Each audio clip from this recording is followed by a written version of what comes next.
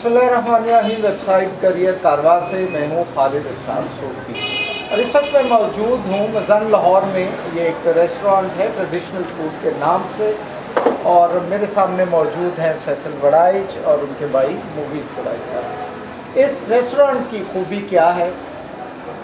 खानों में तो इनफरादियत है ही, वो आपसे ज़िक्र करेंगे, लेकिन ख़ुसूसी बात ये कि इसके ऑनर जो हैं फैसल वड़ाइच साहब, अभी हाल ही में इन्होंने एमएस किया है, एमफिल की डिग्री कंप्लीट की है मैथ्स टॉप में। लेकिन इन्होंने किसी मीडिया हाउस में, किसी चैनल में, किसी अखबार में जॉब करने की बजाय एक होटल बनाने का फ़ैसला क्यों किया, इस हवाले से इनसे बात करेंगे। अस्सलाम वालेकुम फैसल, कैसे हैं मुगीस साहब? खैरियत से? अल्हम्दुलिल्लाह, अल्लाह का बड़ा शुक्र। फैसल, मैथ्स कॉम जो बच्चे करते हैं ऑनर्स में या इवन मास्टर्स में, तो उनका पहला जो ख्वाब या पहली मंजिल होती है एंकर बनना। आप यहाँ बुक बन गए। असल में बात यह है कि मैथ्स कॉम हर बंदा इस नीयत से आता है कि मैं कैमरे पे आऊँगा, टीवी पे आऊँगा, लेकिन उसको ये नहीं पता कि ये रोशनी की जो दुनिया है ना, उसके पीछे बहुत अंधेरा है। मतलब रोशनी में वो चले जाएगा, लेकिन जब उसे कुछ अर्से के बाद इस चीज़ का एहसास होता है कि वो जो हालात पाकिस्तान में है, सहाफ़त में या सहाफ़ी फेस कर रहे हैं, उसमें यह कि उसको घरेलू अपने मामलात भी चलाने होते हैं और ख़र्चे बढ़ रहे हैं, जिस तरह मुल्की हालात है, इन्फ्लेशन बढ़ रही है, और वो फिर उसको नींद से जाग आती है कि मैं एक शशका, एक रोशनी, एक दुनिया ग्लैमर में जाके उसके बाद मैंने अपना घर भी चलाना है। लेकिन फैसल के आपका करियर माशाल्लाह, आपके नंबर अच्छे रहे ना, मास्टर्स में भी और अभी एमफिल में भी, ग्रेजुएशन में भी और अभी एमफिल में भी।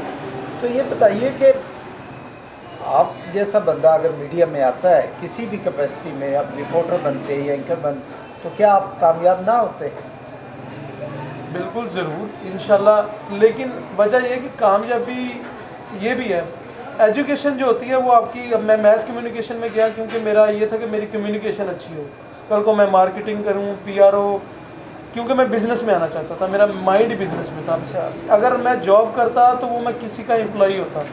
अब मैं बिज़नेस करूंगा तो अल्हम्दुलिल्लाह मैं चाहूँगा कि बहुत सारे लोग यहाँ से एम्प्लॉयमेंट लें और उनका भी कैरियर बने।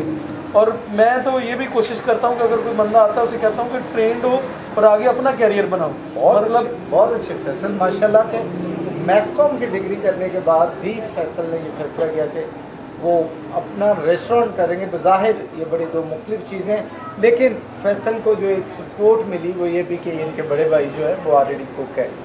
मुगीस साहब को इस तरफ कैसे आए? मैं जी मलेशिया गया था। अच्छा। रोज़गार की तलाश में।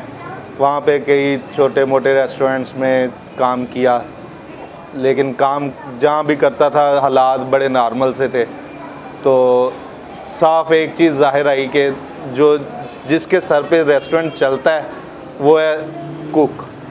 जी बिल्कुल। फिर मैंने इस लाइन की तरफ आने का फ़ैसला किया, मेरा शौक़ बढ़ता रहा। तो कुदरती अल्लाह ताला ने एक उस्ताद दे दिया, चाइनीज़ था। अच्छा। मैंने उसके साथ कहा कि भाई मैं सीखना चाहता हूँ। मैंने मेहनत की, उसने मुझे सिखाया। वो मलेशिया में? हाँ जी, मलेशिया में होटल में आप हाँ जी जॉब करते थे, तो वहाँ क्या थे? पहले बहरे थे कि जॉब थी आपकी या क्या था? पहले मैं एज आ ब्रिस्टा गया था, हेल्पर, ब्रिस्टा के तौर पे हेल्पर गया था, कॉफ़ी मेकर था, उन हेल्पर ही था।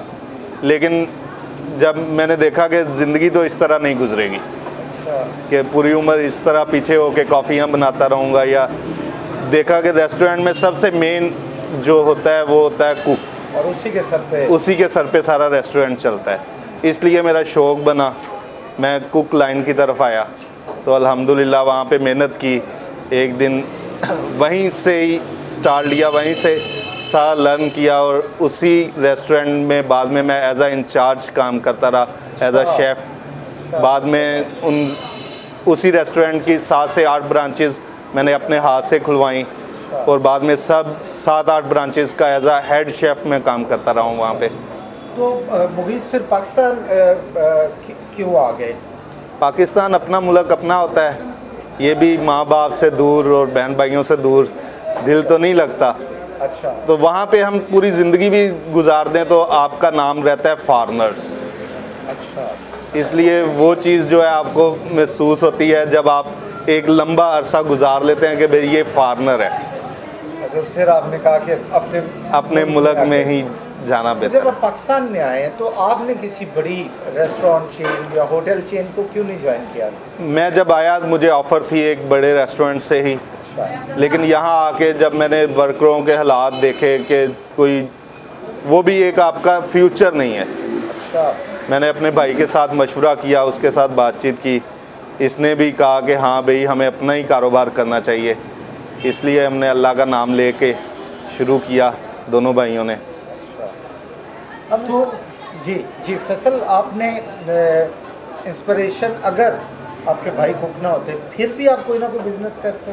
ज़रूर करता। मैं ये तो मेरे आइडिया आया ना कि क्यों ना मैं अपने घर से लेके चलूँ कि हम दोनों बिजनेस मिलके करें। ठीक है। और उसमें ये कि इसके पास स्पेशलिटीज़ भी हैं, वरना मेरे आइडियाज़ मेरे पास काफ़ी थे बिज़नेस के, लेकिन इसकी तरफ आया कि ये यहाँ से हम स्टार्ट लेते हैं, आगे अल्लाह करम करेगा।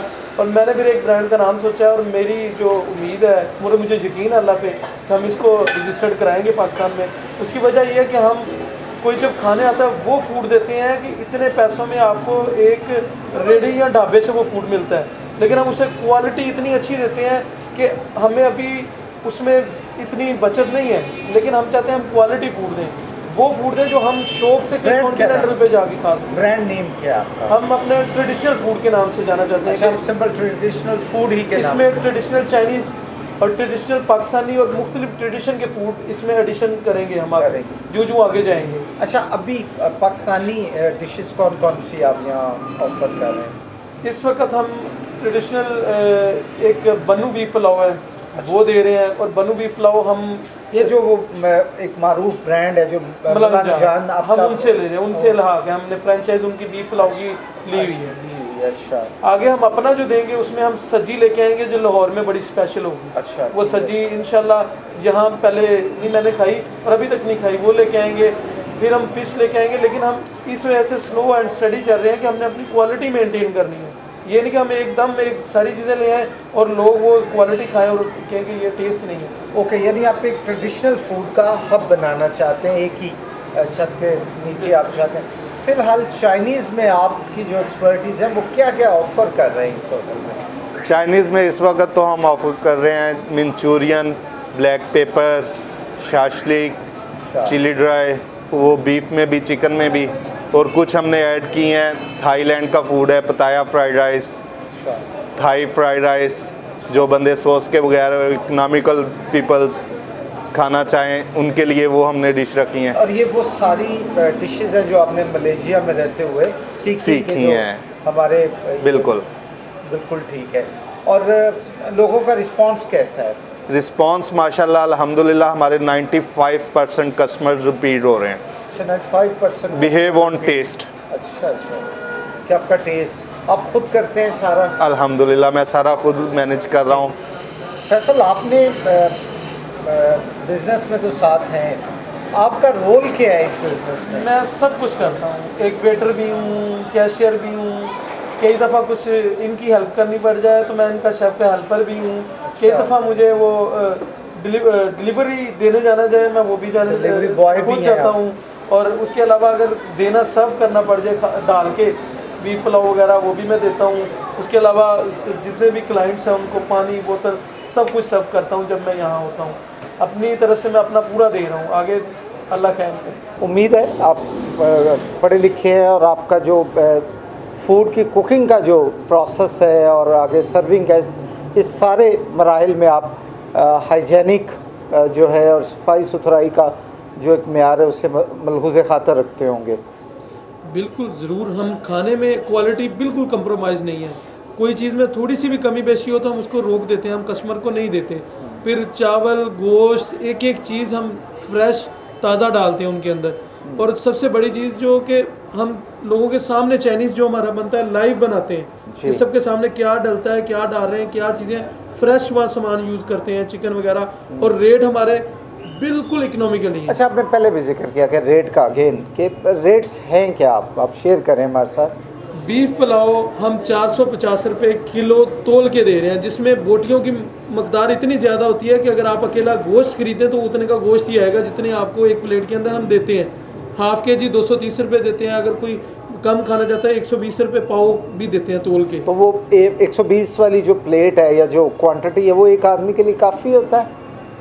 जो तो नॉर्मल खाने वाले हैं उनके लिए तो वो इनफ है, मोर देन इनफ। अच्छा। लेकिन जो बहुत ज़्यादा खाते हैं, जिस तरह लाहौरी बिल्कुल, मशहूर हाँ है, जी। तो वो फिर हाफ के जी में इनफ खा लेते हैं। लेकिन वो भी ज़्यादा कॉस्ट नहीं। और आप ये जो चाइनीज़ डिशेस ये बना रहे हैं और बैंकॉक की पताया वगैरह से, इनके रेट्स क्या हैं? बहुत ही रिजनेबल। अच्छा। ये आप देख लें 150 में थाई फ्राइड राइस, जो 2 बंदे भी यहाँ खा के जाते हैं। मैंने देखा कि कई लोग 150 की वो प्लेट लेते हैं, 2 बंदे खा के चले जाते हैं। अच्छा, फिर तो बहुत इकोनॉमिकल है। 230 के हैं चाउमीन, मंचूरियन वगैरह, और कम्प्लीटली हाइजेनिक, फ्रेश, और उसी टाइम लाइव तैयार करके देते हैं। हमारी कॉस्ट उस पर ज़्यादा आती है, उसकी वजह ये है कि हम उसी टाइम तैयार करते हैं। अगर हम बना के काफ़ी ज़्यादा रख लें, जिस तरह आगे चाइनीज़ चल रहा है यहाँ, तो वो नहीं है। ये हम देने ये चाहते हैं कि हम आदत डालें, जिस तरह फॉरेन कंट्रीज़ में लाइव खाने बनते हैं, हाइजेनिक बनते हैं, और हम रिजनेबल कास्ट में दे रहे हैं जो अफोर्डेबल हो हर बंदे के लिए। अच्छा, बहुत सारी दुआएं जी आपके कारोबार की तरक्की के लिए। फैसल ने जिस तरह तालीम लेने के बाद नौकरी तलाश करने के बजाय कारोबार का सोचा, हर नौजवान को कोशिश करनी चाहिए कि वो जॉब की तलाश में निकलने की बजाय अपने अंदर झांके और अपने अंदर जो सलाहियत है उसको उभारे, उसको सामने लाए, और कोई ना कोई कारोबार आप ज़रूर करने की कोशिश कीजिए। अल्लाह आपको कामयाबी दे। मुझे दीजिए इजाज़त। अल्लाह हाफ़िज़।